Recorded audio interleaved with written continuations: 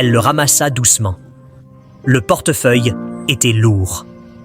Lorsqu'elle l'ouvrit, ses mains se mirent à trembler. Partie 2 et fin. L'agent d'entretien reste immobile, la voix clairement tremblante. Oui, mais je n'ai pas pris votre murmure-t-elle argent. d'une voix basse. Je n'ai Mais pas j'ai pris une votre preuve. argent. Mais j'ai une preuve. Le visage de l'entrepreneur se ferme d'un coup, visiblement impatient. Une preuve de quoi? L'agente inspire profondément, comme pour se donner du courage. Quand j'ai ramassé ce portefeuille, la caméra du bus était allumée. Elle a filmé absolument tout. L'air se fige. Soudain, la pièce entière devient silencieuse.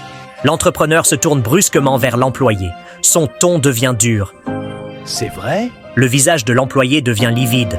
Sa voix vacille. Je ne sais pas. Je ne sais pas. Montre-moi l'enregistrement, ordonne Oui, l'entrepreneur d'une voix glaciale. Quelques minutes plus tard, la vidéo de surveillance s'affiche sur l'écran. Tout le monde retient son souffle. On voit l'agente ramasser le portefeuille, l'ouvrir, le refermer, puis, sans la moindre hésitation, se diriger droit vers le bureau. Elle n'a rien pris. Les yeux de l'entrepreneur s'écarquillent lentement. Il met la vidéo sur pause. Juste après, une autre séquence apparaît. On voit l'employé ouvrir le tiroir, sortir les liasses de billets avec un sourire discret, puis refermer le portefeuille vide et le poser comme si de rien n'était. À cet instant, la vérité ne peut plus être cachée. L'employé s'effondre sur place, tombe à genoux. « Qu'est-ce que... » balbutie-t-il entre deux sanglots. « Pardon, vraiment pardon. J'en avais tellement besoin, cet argent. » La voix de l'entrepreneur reste glaciale. Tu n'as pas seulement volé mon argent. Tu as failli détruire une personne innocente. Il se tourne vers l'agent de sécurité. « Appelez la police. » L'employé est emmené. Il pleure, supplie.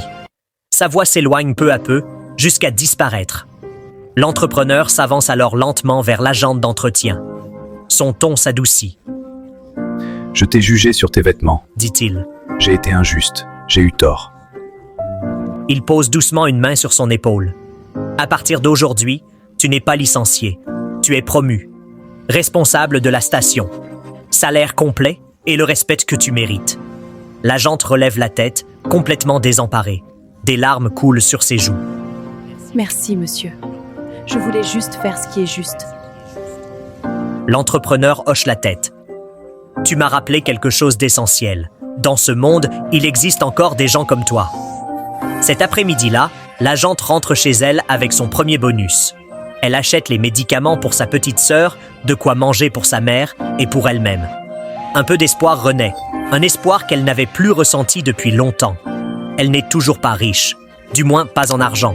Mais du côté du caractère, elle est déjà immensément riche.